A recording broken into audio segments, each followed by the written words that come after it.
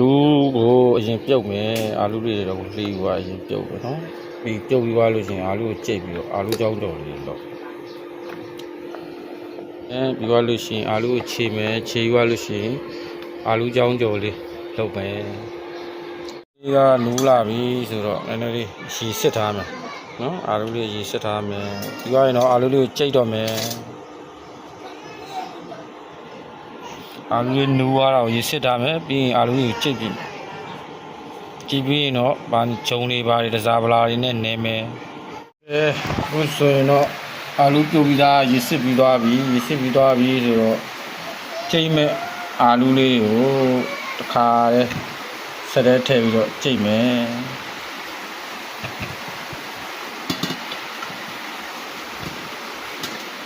နှစ်ခါလောက်ခွဲကြိတ်လိုက်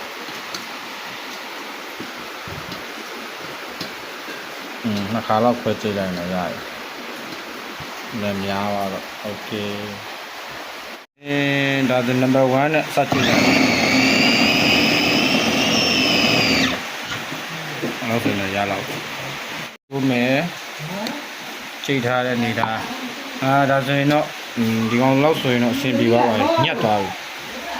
ညက်သွားပြီးတော့အဆင်ပြေသွားပြီကျန်တဲ့တစ်ပတ်ကိုထပ်ဆိုရင်တော့အဆင်ပြေပါပြီ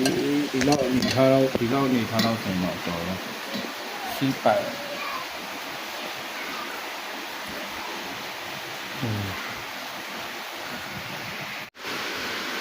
နောက်ဆုံးတာမုံငရုတ်ကောထည့်ပြီးပါပြီဘုံဆုံးအသားတွေနေပြီးတော့အားလုံးလုတ်သွားပြီးတော့အရှင်တစ်ချောင်းလေးတွေလှီးရုံပဲအကုန်လုံးနေထားပြီးဖြစ်ပါတယ်ပြီးကြော်ပြီးသွားရင်အနေထားလေးကိုတစ်ချက်ရှိုးမယ်လောလောဆယ်တော့အတုံးကြီးကြီးလေးတွေကြော်ထားပါတယ်အစမ်းကြော်တဲ့ပုံစံမျိုးမိုက်တော့မိုက်တယ်မသိတော့ဘူးဒီကြော်ပုံစံမျိုးဘူးဒီကြော်စတိုင်လေးအာလူဘူးဒီကြော်စတိုင်လေးပြီး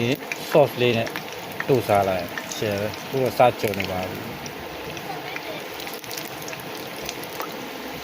ကဲခုဆိုရင်တော့ရတဲ့ဟာလေးတွေအရင်ဆယ်လိုက်ပါမယ်